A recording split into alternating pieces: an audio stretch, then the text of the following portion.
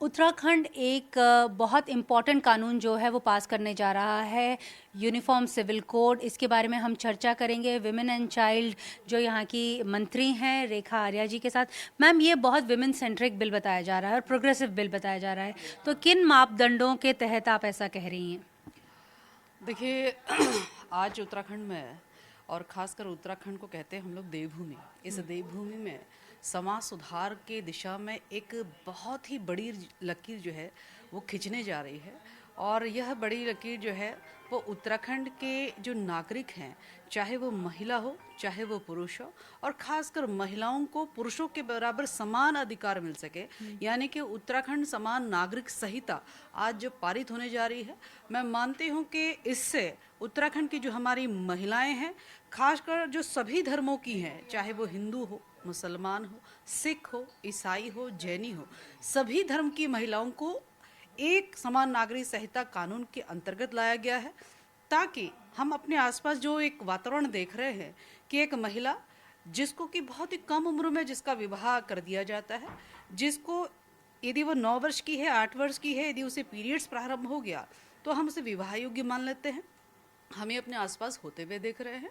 इसके साथ ही हम देख रहे हैं कि एक महिला जो पूरा अपना जीवन एक पति को समर्पित करती है, वह पति को जब संबंध विच्छेद करना होता है या उसको ज़रूरी ना भी समझे, तो वो उनकी उसके साथ साथ में 3-4 पत्नियां लाने के लिए उसको उसके धर्म की तरफ से उसको अनुमति होती है। हम यह साथ साथ देख रहे हैं कि वैवाहिक संबंधों का जब विच्छेद करना हो तो मात्र 3 शब्दों के साथ में उसका विच्छेद कर लेना, तो मुझे लगता है कि यह महिलाओं पर होने वाला एक ऐसा अत्याचार है जो धर्म की आड़ में अथवा परंपराओं की आड़ में अथवा अपने पर्सनल लॉ की आड़ में उस अमानवीय व्यवहार को जो है मानवीय ठहराया जा रहा है। और मुझे लगता है कि उत्तराखंड समान नागरिक संहिता के माध्यम से उन महिलाओं को आज अधिकार मिलने जा रहा है। अब सब पर एक तरह से कानून लागू होगा, यानी कि आपने संबंध विच्छेद करना है तो आपको कोर्ट के शरण में जाना पड़ेगा। आपको अगला विवाह करना है तो स्वाभाविक रूप से आपको न्यायालय की प्रक्रिया से जो है आप तलाक लेके आप कर सकते हैं। न्यूनतम विवाह का जो रखा गया है लड़का या लड़की का, वो 18 वर्ष लड़की का रखा गया है और 21 वर्ष लड़के का रखा गया है। और मुझे लगता है कि बहुविवाह यानी कि बहुविवाह तो पूरी तरीके से जो है वह मना कर दिया गया है और एक पत्नी के साथ में जो है आपको जीवन निर्वाह करना होगा। तो मुझे लगता है कि इन सब नई समाज सुधार के कदमों से मुझे लगता है, जैसे हिंदू समाज ने एक समय में जहाँ सती प्रथा व्याप्त थी, एक समय में जहाँ बहु विवाह व्याप्त था, एक समय जहाँ विधवा महिला को मंदिरों में जाने से लेकर उसको पूजा करने से लेकर अथवा उसको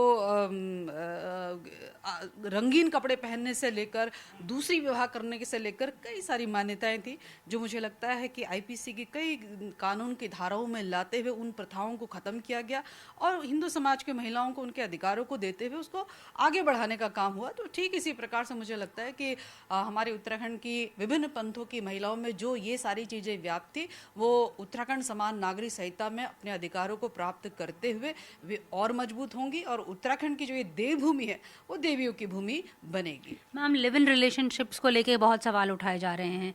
कांग्रेस का कहना है कि जैसे कि आप कह रही हैं कि देवभूमि है, तो आप रिलेशनशिप्स को मतलब एक उसको सैंक्टिटी दे रहे हो, लीगल सैंक्टिटी दे रहे हो। कल को अगर कपल आगे मूव हो जाता है तो उसके ऊपर क्वेश्चन किया जाएगा, ऐसा कांग्रेस का कहना है। तो आप क्या कहेंगी, ये जो लिव इन रिलेशनशिप को अब रजिस्टर करने का पहल यूसीसी के तहत किया जा रहा है? देखिए कांग्रेस तो खैर ये समझ ही नहीं पा रही है कि वह यूसीसी का समर्थन करे या यूसीसी का विरोध करे, क्योंकि कांग्रेस की मंशा कभी क्लियर नहीं है। कांग्रेस ने हमेशा तुष्टीकरण की राजनीति करी है। वो एक वर्ग विशेष को खुश करने के लिए जो है अपना कोई स्टैंड नहीं ले पाती है।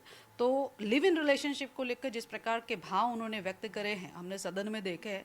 समाज का बड़ा चिंतन निकल कर आया है। यदि समाज का ही इतना चिंतन है तो लिव इन रिलेशनशिप कहीं से भी एक्सेप्टेबल नहीं है।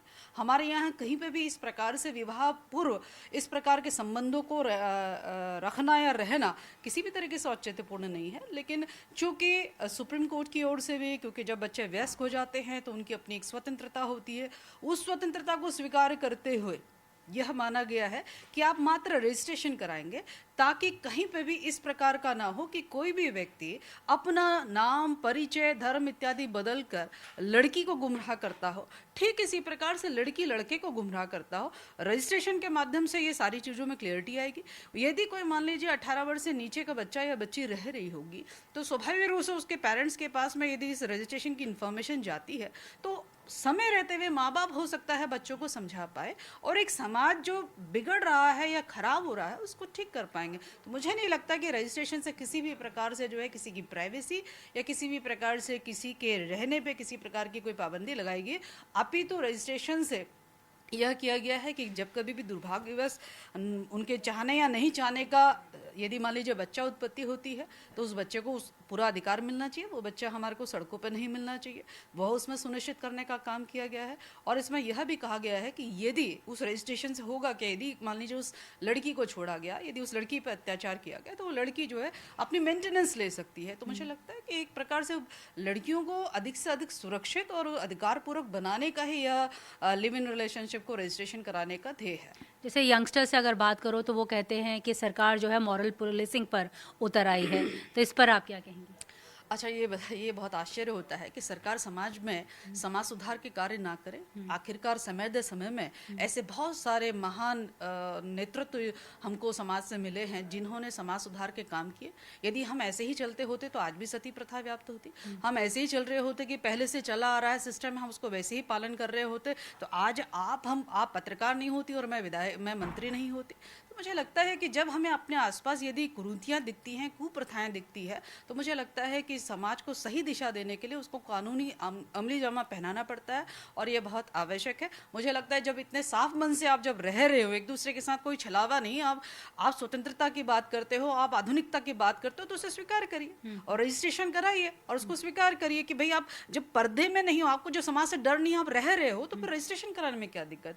मुझे लगता है कि ये इसके लिए और दिमाग को जो है वह खुला होना चाहिए। मॉडर्नाइजेशन केवल रहने का नहीं, बल्कि समाज में यदि हम सम्मानपूर्वक लड़का लड़की रह रहे हैं तो उसको सम्मानपूर्वक समाज को भी अवगत कराना उनका फर्ज होता है। उत्तराखंड में कितने प्रतिशत महिलाएं हैं जो कहते हैं कि वोट बैंक जो है वो बीजेपी भी देख रही है आने वाले चुनावों के लिए, और कुछ लोग ये भी कह रहे हैं कि टेस्ट केस है, क्योंकि अभी हमने आज ही देखा कि राजस्थान से भी एक स्टेटमेंट आया है, बोला है कि ये ही मॉडल वो अपनाएंगे। असम के मुख्यमंत्री भी बोल चुके हैं हम यही मॉडल अपनाएंगे। तो आप क्या कहेंगे इसके ऊपर?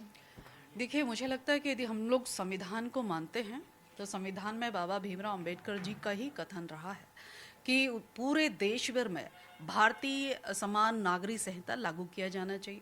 हमारा देश धर्मनिरपेक्ष देश है, हमारा देश संविधान से चलता है, यानी सम प्लस विधान, यानी कि सब पे एक जैसा विधान लागू हो।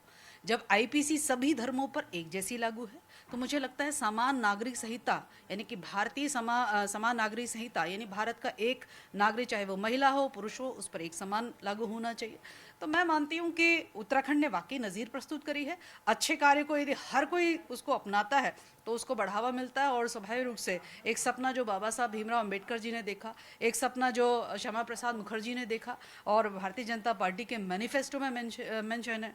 और मुझे लगता है कि ये चीज़ जो है, जो आज उत्तराखंड की देवभूमि से जिसकी शुरुआत हुई महिलाओं को अधिकार पूर्वक रहने की, सम्मान पूर्वक रहने की, इसकी यदि राजस्थान में भी होती है, असम में भी होती है और अन्य स्टेट्स में भी होता है, तो बहुत स्वागत योग्य है। और मुझे लगता है कि आने वाले समय में हम सब कल्पना करते हैं, हम सब आशावान हैं कि वाकई देश को यदि हमें एक राष्ट्र और एक कानून बनाना है तो स्वाभाविक रूप से उस राष्ट्र निर्माण के लिए जो है भारतीय समान नागरिक संहिता की आवश्यकता है। लास्ट क्वेश्चन मैम, ट्राइबल्स को क्यों एक्सक्लूड किया गया है?